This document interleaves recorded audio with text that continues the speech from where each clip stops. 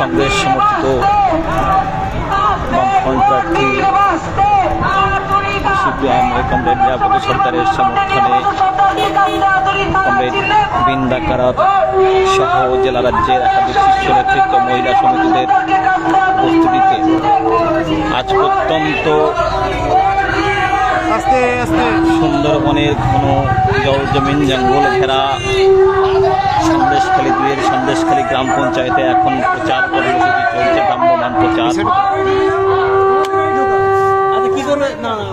ভ্রাম্যমাণ প্রচার। কোন সাইডে যাবেন? এই সাইডে তো আস্তে আস্তে আস্তে